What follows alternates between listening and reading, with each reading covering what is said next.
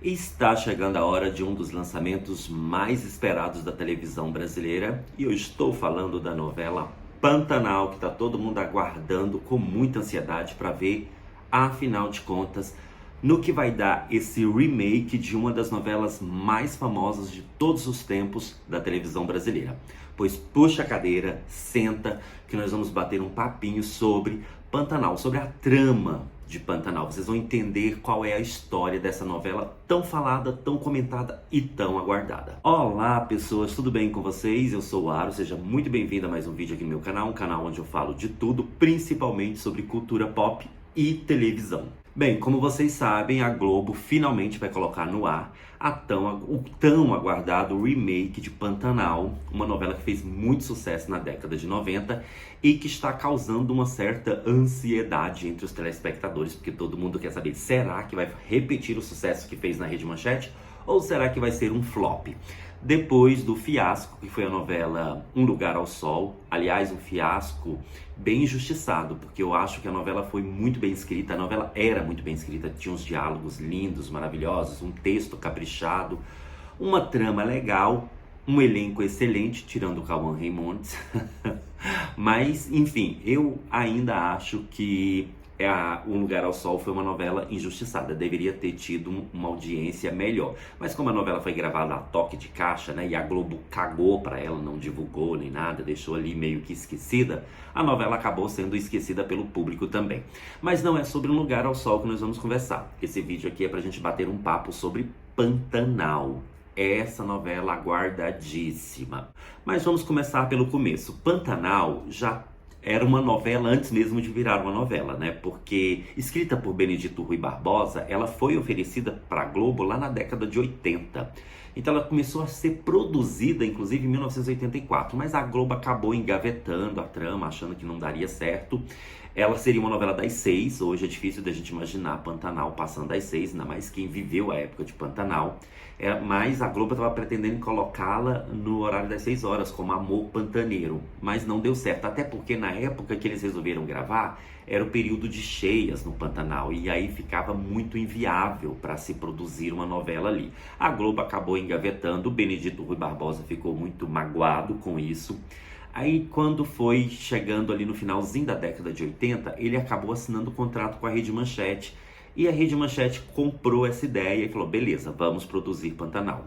A produção começou em 89 e a novela foi ao ar em 1990. Aliás, no finalzinho de 1990, né? Quando ela entrou no ar, já tinha quase um ano ali de produção, de novela, aquela coisa toda. A Globo, que não apostava na trama, que achava que não daria certo, levou uma bela de uma rasteira, porque Pantanal foi um sucesso estrondoso, chegando a passar a Rede Globo, a ter mais audiência do que a Rede Globo.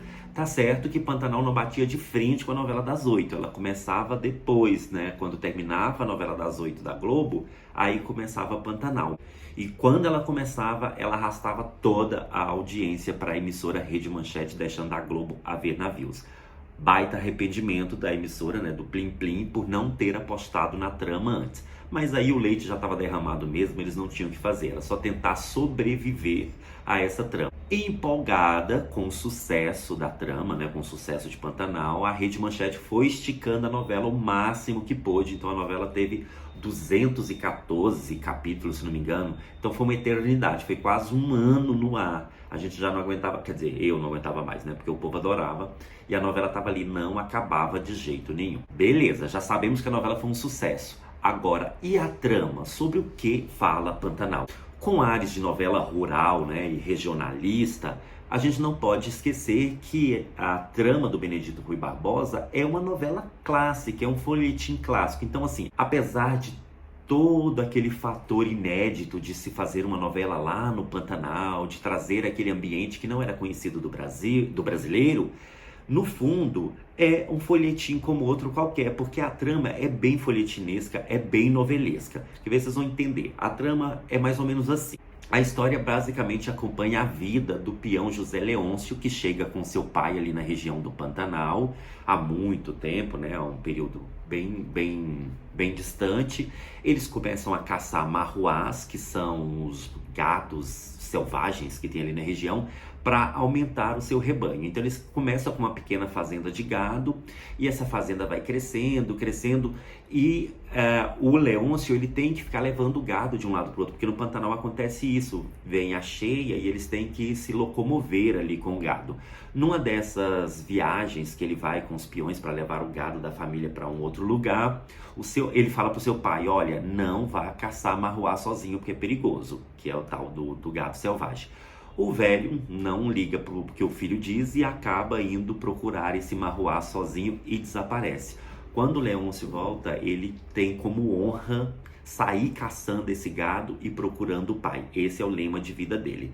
A trama sofre um salto temporal e aí a gente acompanha o momento atual da família Leôncio. Ele já é um fazendeiro riquíssimo, praticamente ali o dono de uma região no Pantanal, um daqueles, né, agro é pop, agro é rico. Ele mora ali na fazenda com seu poderio financeiro e tal. Um dia ele resolve ir para o Rio de Janeiro para resolver problemas por lá.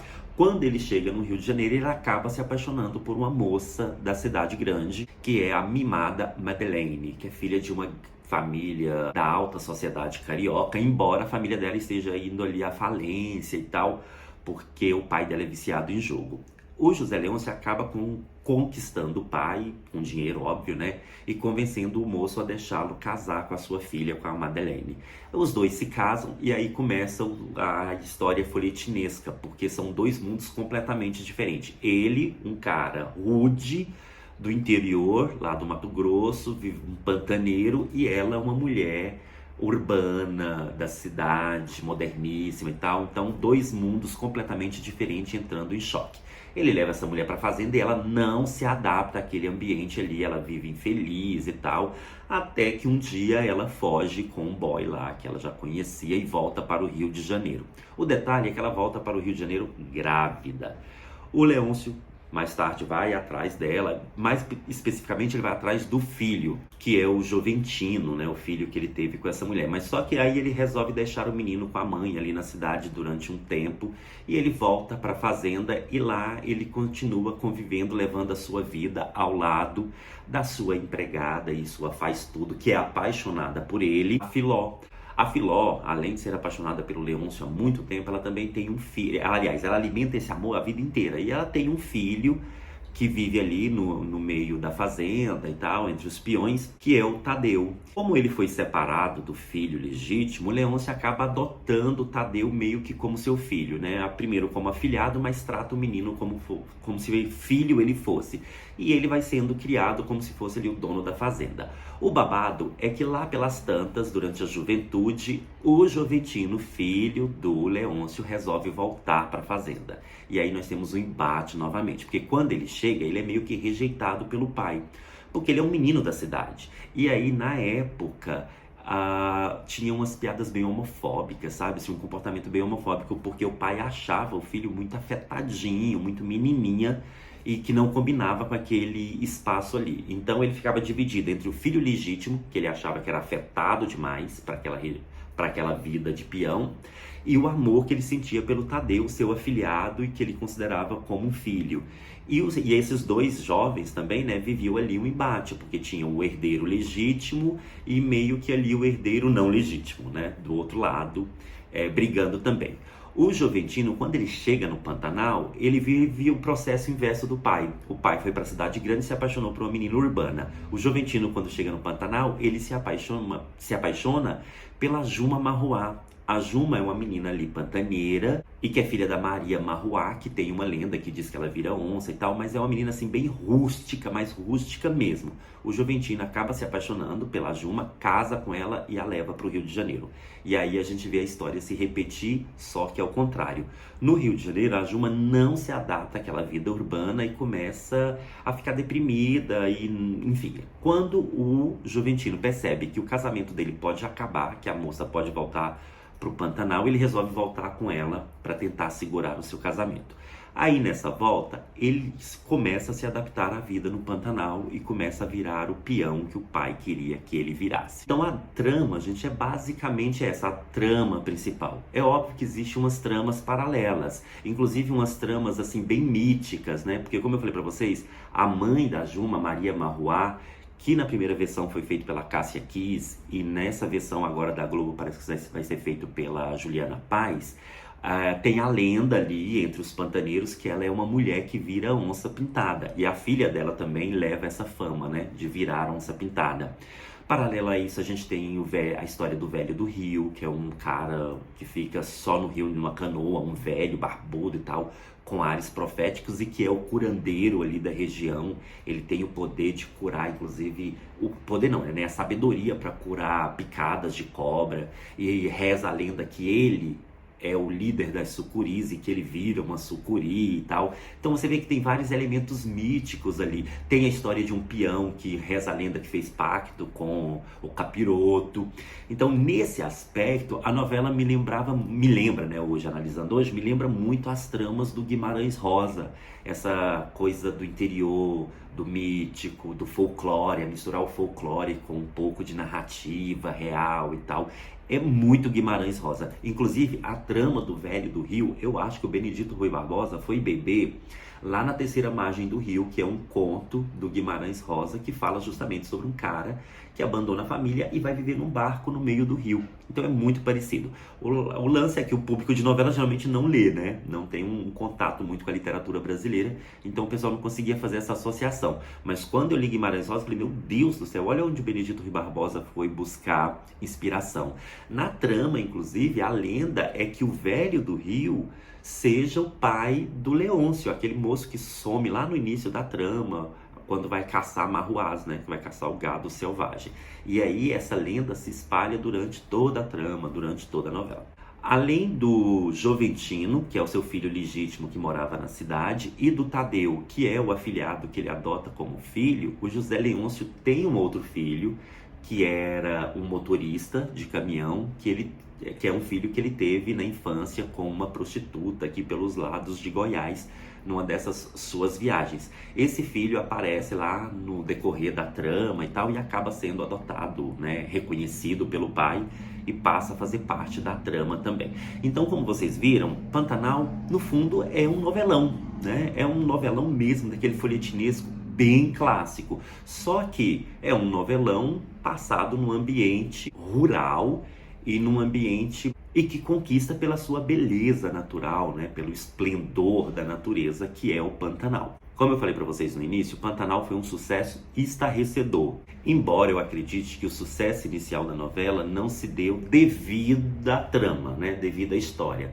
A história foi fisgando as pessoas com o tempo, mas no início o que atraiu o público de verdade foram as cenas sensuais, porque Pantanal passou na década de 90 e era uma novela carregada de cenas eróticas. Então eram muito banhos de rio, era muita personagem, muita mulher fazendo nu frontal, e isso acabou atraindo os marmanjos, porque a audiência masculina da novela era muito grande.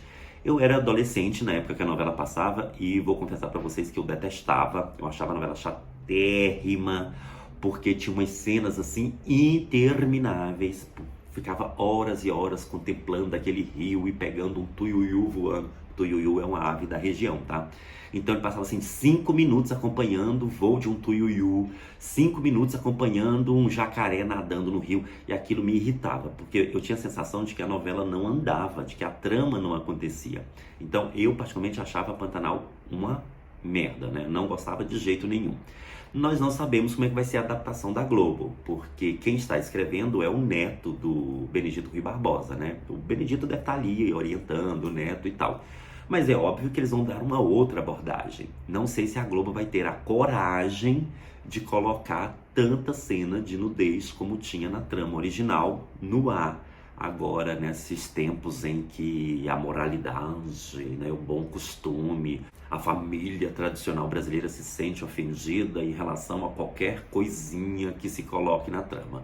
Então a gente não sabe como é que isso vai funcionar.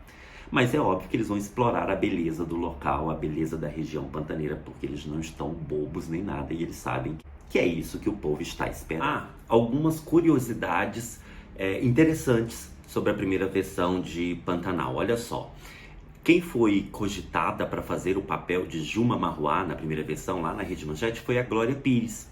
mas ela acabou não aceitando o papel. Depois eles chegaram a conjecturar, né, e a imaginar o papel sendo feito pela Adriana Esteves e pela Débora Bloch, que também acabaram não entrando na trama. Aí o papel sobrou para Cristiane Oliveira, que virou uma mania nacional e virou uma super estrela. Aliás, esse é o papel de maior destaque na carreira dela até hoje.